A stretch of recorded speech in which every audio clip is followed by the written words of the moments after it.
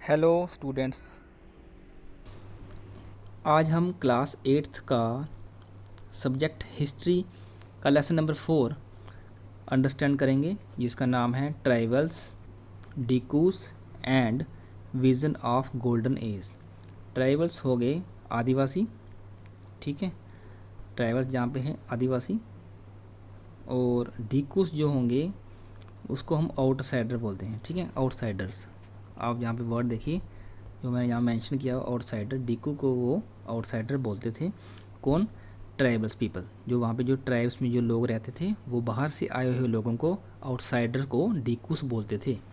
और vision of golden as का मतलब हुआ उनका सपना, जिसमें वो अपने स्वर्णिम युग को वापस लाना चाहते थे, ठीक है, जिसमें उनका अपना राज हो। तो जहाँ पे सबसे पहले हमारा जिक्र मिलता है जहाँ पे बिरसा का, जो मुंडा फैमिली से बिलोंग करता है। और मुंडा एक ट्राइब है, ठीक है, एक आदिवासी कबीला है जो छोटा नागपुर में रहते हैं, ठीक है, और वो झारखंड में पड़ता है। According to Birsa god sent him, Birsa के मुताबिक भगवान ने बिरसा को यहाँ पे भेजा हुआ है मुंडा फैमिली में, ताकि वो लोगों को आज़ाद करवा सके, ठीक है, उनको डिकू से आज़ादी दिलवा सके, ठीक है, ताकि वो खुशी खुशी वहाँ पे रह सकें। तो डिकूस जहाँ पे कौन है, यहाँ पे बेसिकली डिकूस जहाँ पे ब्रिटिशर्स हैं, ठीक है, अंग्रेज हैं जो अपना यहाँ पे अंग्रेजी शासन जहाँ पे लागू करना चाहते थे, और उन्होंने शासन लागू भी किया था, ठीक है, जैसे उन्होंने पूरे होल इंडिया में लागू किया होता। तो आगे देखते हैं। बिरसा के काफ़ी सारे फॉलोअर्स हैं और बिरसा को भगवान भी मानते थे, ठीक है। और काफ़ी सारे दूसरे जो ट्राइब्स थे जैसे कि संथल्स, ओरियंस, वो भी उनको बिरसा को फॉलो करते थे, वो भी उनके फॉलोवर्स में थे, ठीक है। और ये बात कब की है? 1895 की। 1895 में उनका रिवोल्ट शुरू हुआ था, ठीक है, ब्रिटिश के ख़िलाफ़। आगे देखेंगे हम जो ब्राह्मण्स, जो उनके जो रीति रिवाज हैं, कस्टम्स हैं, ड्यूटीज़ हैं, रिचुअल्स हैं, उनके रीति रिवाज ट्राइबल पीपल से बिल्कुल डिफरेंट होते हैं, ठीक है। तो उनके वहाँ पे भी कास्ट डिवीज़न होता है, लेकिन इतना शार्प नहीं होता है जितना कि हमारे जो कास्ट है उनके उनके जो डिवीज़न है उसमें होता है यहाँ, लेकिन उनका सोशली और इकोनॉमिक डिफरेंस ज़रूर होता है, ठीक है, जैसे कि कुछ गरीब हैं, कुछ अमीर हैं, ठीक है। तो आगे देखते हैं हम। आगे यहाँ बताया गया है कि विरसा के पास कुछ मिराकुलस पावर्स थी, जादुई शक्तियाँ भी थी, ऐसा लोग मानते थे, ठीक है, लोगों के मुताबिक उनके पास जादुई शक्ति थी। अब कुछ एक्टिविटीज़ के बारे में हम देखेंगे कि जो ट्राइबल पीपल हैं वो कौन सी एक्टिविटीज़ करते थे, ठीक है, उनके कामकाज कौन से थे। तो सबसे पहले हमारा शिफ्टिंग कल्टीवेशन है, जो उनका उनकी कल्टीवेशन करने का तरीका था, ठीक है। तो शिफ्टिंग कल्टीवेशन में होता क्या वो हम आगे देखेंगे। तो जो शिफ्टिंग कल्टीवेशन को जूम कल्टीवेशन भी बोलते हैं, ठीक है। इसमें क्या करते हैं, एक जंगल के किसी एक हिस्से को, एक पैच को या एक एरिया को, वहाँ पे सारे पेड़ों को वो काट लेते हैं, ठीक है। जैसे मान लो यहाँ पेड़ लगे हैं तो वो उसको काट देंगे, ठीक है, साफ़ कर देंगे, क्लियर करेंगे वहाँ से, और वहाँ पे जितने भी जो घास लगा वहाँ पे उसको जला देंगे, ठीक है। जलने के बाद वहाँ पे जो ऐश बचेगी, ठीक है, राख को वो वहाँ पे ही फील्ड में स्प्रेड कर देंगे, फैला देंगे, जिसमें पोटैश होता ही है। और पोटैश वहाँ पे ज़मीन के अंदर सोइल में एक उर्वरक, एक खाद का काम करेगा, ठीक है, तो उससे उनको फ़ायदा हो जाएगा। अच्छा, पेड़ों को काटने के लिए उनके पास एक्स थी, कुल्हाड़ी थी, और वहाँ पे स्क्रैच खुदाई करने के लिए, ठीक है, वहाँ पे उनके पास कुदाल थी जिसको हो बोलते हैं, ठीक है, कुदाल जो इस तरह से होता है, ठीक है, तो उससे वो खुदाई करते थे। और वो बीजों को ब्रॉडकास्ट नहीं करते थे, किसी तरीके से नहीं फैलाते थे, और उनको सीधे डायरेक्ट वो स्प्रेड फैला देते थे, ठीक है, कुछ जहाँ फैला दिए कुछ जहाँ, तो इस तरह से वो स्प्रेड करते थे, ब्रॉडकास्ट नहीं करते थे। और कटाई, हार्वेस्टिंग के बाद वो उस ज़मीन को, उस पैच को, ठीक है, जो उन्होंने साफ़ किया था जहाँ पर उन्होंने खेती बाड़ी की, उसको काफ़ी सालों के लिए वैसे उसको छोड़ देंगे, उसको बोलते हैं फैलो लैंड, ठीक है। इसी को बोलते हैं शिफ्टिंग कल्टीवेशन। इस प्रैक्टिस को क्या बोलते हैं? Shifting cultivation. ये कहाँ पे होती थी ज़्यादातर? नॉर्थ ईस्ट इंडिया में और सेंट्रल इंडिया में, ठीक है। तो ये जो ट्राइब्स थे वो इसलिए शिफ्टिंग कल्टीवेशन की वजह से वो एक जगह पे नहीं ठहरते थे, उनकी लाइफ सेटल नहीं थी, वो एक जगह से दूसरी जगह चलते रहते थे, ठीक है। और अगला जो उनकी एक्टिविटी थी वो थी शिकार करना या संग्रह करना। ठीक है। संग्रह हो गया कलेक्शन करना, जैसे कि कुछ फ्रूट कलेक्ट कर दिए, कंदमूल रूट्स कुछ कलेक्ट कर लिए, उसको खा लिया, और जो शिकार करते थे उसी को वो खाते थे। ठीक है। जो सिर्फ डिपेंड रहते थे ट्राइब्स हंटिंग पे और फॉरेस्ट प्रोडक्ट पे, वो थे खोंड्स, उड़ीसा के खोंड्स। ठीक है, ये एग्जाम्पल है उनकी। तो ये भी एक ट्राइब है। ये टोटली डिपेंड रहते हैं हंटिंग पे और फॉरेस्ट प्रोडक्ट पे, और कुछ जो उनके प्रोडक्ट होते हैं जो जंगलों से वो इकट्ठा करते हैं उसको वो बेचते भी थे मार्केट में।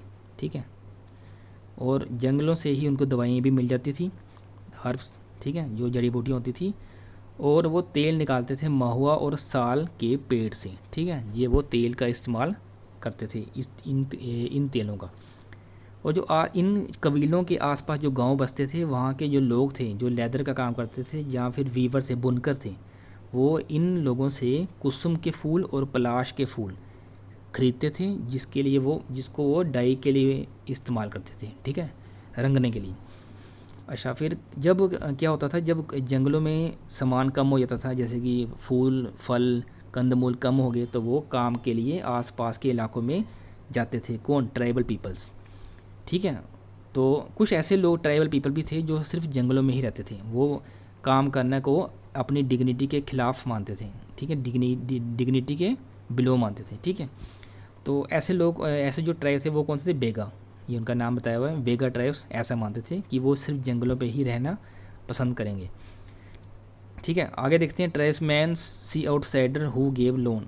अब क्या होता था, कभी कभी बाहर से जो अमीर लोग होते थे वो वहाँ पे आते थे और उनको लोन देते थे, लेकिन ये उनको पसंद नहीं था। ट्राइब्स के जो जो कबीलों के जो लोग थे, और वो इसको अपनी सबसे बड़ी माइजरी मानते थे। ठीक है, इनको परेशानी मानते थे एक तरह की, कि वो बाहर से जो लोग हैं वो जहाँ पे आके हाई रेट्स पे हमें लोन दे रहे हैं, और लोगों को ऐसा नहीं करना चाहिए। ठीक है, लोगों को, उनके जो गांव के जो लोग हैं उनको लोन नहीं लेना चाहिए। ठीक है, तो वो इसलिए बाहर के जो लोग थे उनको अपने लिए एक परेशानी मानते थे। ठीक है, आगे देखते हैं।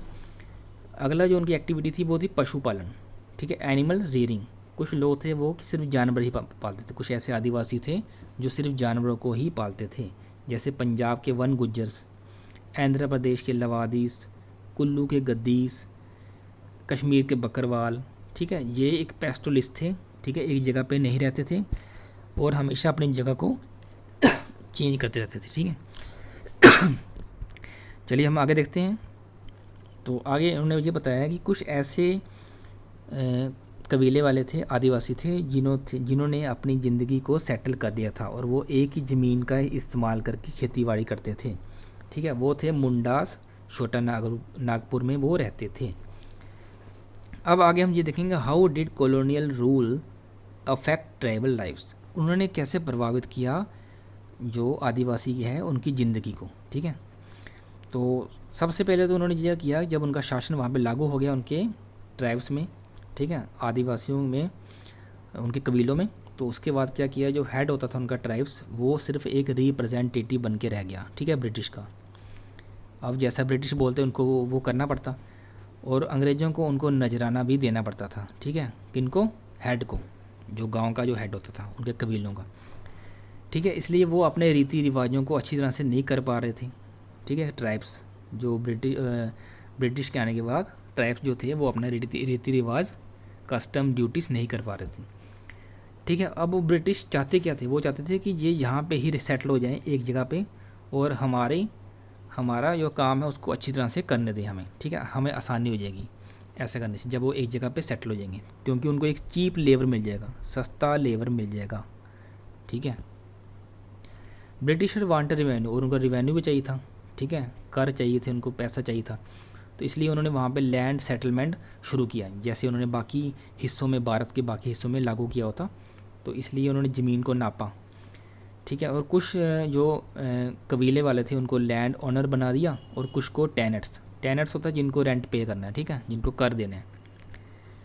तो आगे जाके क्या हुआ, अब वो चाहते थे कि उनकी कल्टीवेशन सेटल हो जाए, जो नहीं हो पाई।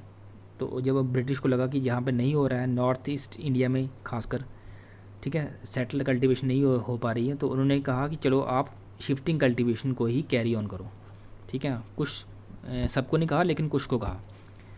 ठीक है, कुछ को एलो किया उन्होंने। Forest declared at state property. उसके बाद उन्होंने फॉरेस्ट, जंगलों को, वनों को अपनी स्टेट प्रॉपर्टी डिक्लेयर कर दिया कि ये अब उनकी प्रॉपर्टी है, ठीक है। और कुछ एरिया को उन्होंने रिज़र्व फॉरेस्ट बना दिया कि जहाँ पे शिकार करना आना मना है, ठीक है। यहाँ पे सिर्फ जो टिम्बर होगा वो ब्रिटिश के लिए होगा, ठीक है। जो लकड़ी, जो कोई चीज़ जंगलों से निकलेगी वो सिर्फ अंग्रेज़ों के लिए होगी, ठीक है। लेकिन ऐसा करने के बाद भी कुछ जो आदिवासी थे वो नहीं माने, ठीक है, और उन्होंने वहाँ से माइग्रेट कर दिया, ठीक है। वो उस जगह से चले गए। उसके बाद ब्रिटिशर ने जब ये देखा तो उन्होंने क्या किया, कुछ आदिवासियों को वापस बुलाया और वहाँ पे उनको जंगलों में जाने की जो उनका रिज़र्व फॉरेस्ट था वहाँ पे जाने की अनुमति दे दी कुछ को, ताकि उनको चीप लेबर मिल सके और जो देखभाल भी करेंगे उनके फॉरेस्ट डिपार्टमेंट की। सम ट्राइब्स रिवोल्ट अगेंस्ट इट।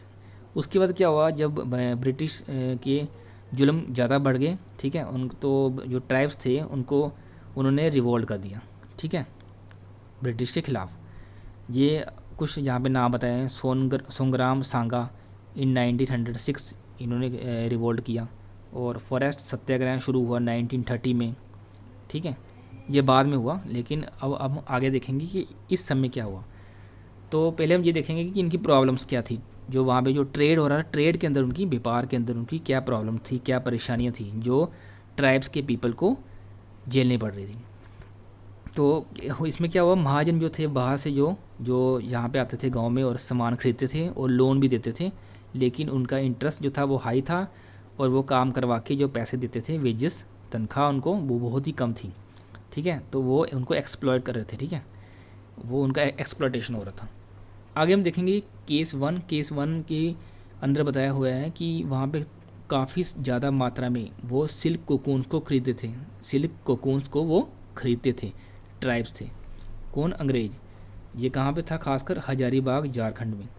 और उनकी कीमत होती थी 2 रुपये या 3 रुपये देते थे उनको, हज़ारों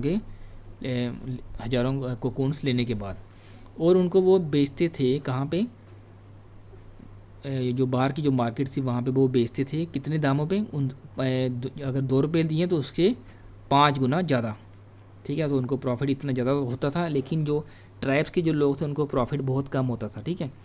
तो वो ट्राइब्स जो थे वो उनको एनमीज़ मानते थे, दुश्मन मानते थे वो, ठीक है, क्योंकि उनको पता लग चुका था कि ये हमसे प्रॉफिट कमा रहे हैं और हमें कुछ नहीं दे रहे हैं, ठीक है। सेकंड केस हमारा जो है वो है कोल माइनर्स और टी प्लांटेशन। चाय के बागान में काम करने वाले लेबर्स और जो खदान होती हैं, ठीक है, कोयले की खदान या जो लोहा है उसकी खदान होगी, तो वहाँ पे जो काम करते थे उसके बारे में। तो वो क्या करते थे, जो ब्रिटिशर थे वो काफ़ी सारे बड़ी मात्रा में ट्राइब्स के लोगों को रिक्रूट करते थे। रिक्रूट हो गया मतलब उनको काम पे लगाते थे, ठीक है। और ये कहाँ होता था? चाय के लिए असम में और झारखंड में माइनिंग के लिए। लेकिन उनको जो वेजेस थे उनकी तनख्वाह बहुत कम देते थे उनको, और दिन भर उनसे काम करवाते थे, ठीक है। और उनको घर नहीं जाने देते थे, ठीक है। उनके एक कॉन्ट्रैक्ट उनसे साइन करवाते थे, कॉन्ट्रैक्ट के मुताबिक उनको वहाँ पे ही रहना है, घर वापस नहीं जाना है, ठीक है। As a result large number of tribesmen revolted against British. तो इसके बाद काफ़ी ज़्यादा लोग नाराज़ हो गए, जो ट्राइब्स पीपल थे, ठीक है, कबीले के लोग थे, उन्होंने ब्रिटिश के ख़िलाफ़ आंदोलन किया, ठीक है। जैसे कि कोल रिवोल्ट हुआ 1831 में हुआ था पहले, संथल में 1855 में, बस्तर में 1910 में। अब हम बात करेंगे बिरसा मुंडा की, जो इनका मेन लीडर था, ठीक है, इनके ट्राइब्स का। और वो उसका जन्म हुआ था 1870 में, ठीक है, मिड 1870 में उसका जन्म हुआ है। और वो कौन से जंगल में से बिलोंग करता है? बोहोंदा फॉरेस्ट, ठीक है। वो वहाँ बांसुरी बजाता है और डांस करता है, खुश रहता है वहाँ पे, और अपनी बकरियों को या भेड़ों को चराता है, ठीक है। He heard talking of golden age when they got free from dikus. तो वो जब बातें सुनता है, अपने जो पूर्वज हैं उनके जो दादा परदादा, उनसे बातें सुनता था बचपन में ही कि हमारा समय भी आएगा कभी, जो हमारे पुराना जो स्वर्ण जो दिवस जो युग था वो हमारा वापस आएगा, गोल्डन एज जो उनकी थी जिसमें वो आज़ादी से रहते थे, वो वापस आएगी और उनको आज़ादी मिलेगी डिकू से, ठीक है। He visited missionary schools, heard of returning golden times by becoming. और वो काफ़ी सारे स्कूलों में भी वहाँ पे के जो आसपास के जो उनके जो अंग्रेज़ों के स्कूल थे, वहाँ उसने ये सुना कि गोल्डन टाइम आ सकता है, लेकिन जब वो क्रिश्चियन बन जाएंगे, ठीक है, और क्रिश्चियनिटी को अपना लेंगे और एक अच्छे क्रिश्चियन बन जाएंगे, तब आ सकता है। तो आगे देखेंगे। He listen to the discourses of the Vaishnav, उसने काफ़ी सारे वैष्णव जो मिशनरी थे, ठीक है, तो वहाँ पे भी वो गया, उसने जनेऊ भी पहना, ठीक है, और काफ़ी जो उसकी जो उनके जो वचन होते हैं, प्रवचन होते हैं, वो सुने। प्रवचन सुनने के बाद उसको काफ़ी नॉलेज मिली और उसने गांव में आके लोगों को कहा कि आप जो अल्कोहल है उसको गिव अप कर दो, छोड़ दो, ठीक है, और सफाई पे ध्यान दो, और जो जादू टोना करते हैं वो जो लोग, तो कौन से जो कबीले वाले लोग हैं, उनको कहा कि आप जादू टोना करना छोड़ दो। फिर आगे 1895 में उसने क्या किया, गाँव के लोगों को बुलाया और आह्वान किया, ठीक है, प्लेज आह्वान किया कि अब हमारे जो ग्लोरीज हमारा पास्ट है उसको उसकी तरफ ध्यान दो और उसको वापस लाने के बारे में सोचो। They wanted that when they should have rights over the lands, जब वो चाहते थे कि हमारा जो राइट्स थे, हमारे जो हक थे, वो वापस हमें मिले और हमारी ज़मीनें हमें वापस मिल जाएं, जिससे कि हमारा कोई भी आउटसाइडर हमारी ज़िंदगी में दखल ना दे, ठीक है, और हम खुशी खुशी यहाँ पे रह सकें। The British had travel with them, अब अंग्रेज़ों को उनसे परेशानी होने लगी, ठीक है, किससे हुई परेशानी, विरसा से, क्योंकि वो उनका लीडर था। उसने विरसा को अरेस्ट करवा दिया, ठीक है, 1895 को, और विरसा को जेल में भेज दिया 2 साल के लिए, ठीक है, विरसा को 2 साल के लिए जेल में भेज दिया। जेल से वापस आने के बाद 1897, 2 साल के बाद जब वो वापस आया, तब विरसा ने क्या किया, काफ़ी सारे लोगों को वापस इकट्ठा किया और ब्रिटिशर को रावण कहा, ठीक है, और कहा कि हमें वापस अपनी आज़ादी लेनी है। विरसा के फॉलोअर्स ने उनका साथ दिया, ठीक है, विरसा का साथ दिया, और उन्होंने ब्रिटिश पुलिस स्टेशन चर्च को अपना निशाना बना के वहाँ पे अटैक किए, ठीक है, और वहाँ पे अपना झंडे वहाँ पे लगा दिए जो कि सफ़ेद कलर के होते थे, ठीक है, झंडे वहाँ पे सफ़ेद कलर के लगा दिए, और वो विरसा राज का सिंबल था, ठीक है, कि अब हमारा राज आ चुका है, तो उनका सिंबल था सफ़ेद झंडे। बाद में काफ़ी स्ट्रगल करने के बाद बिरसा जो थे उनका देहांत हो गया, उनको बीमारी हो गई थी, कॉलरा हो गया था, और 1900 में उनका देहांत हो गया। और इस तरह से धीरे धीरे फिर उसके बाद जो मूवमेंट था, उनका आंदोलन था, वो फेड होता चला गया, ठीक है। तो ये था हमारा ये चैप्टर। तो उम्मीद है आपको समझ आई होगी चैप्टर की। अगर आपको चैप्टर की अच्छी तरह समझ आई, आप वीडियो को लाइक ज़रूर कीजिएगा और कमेंट करके हमें बताइएगा कि आपको चैप्टर कैसा लगा। Okay, thank you for watching, bye bye.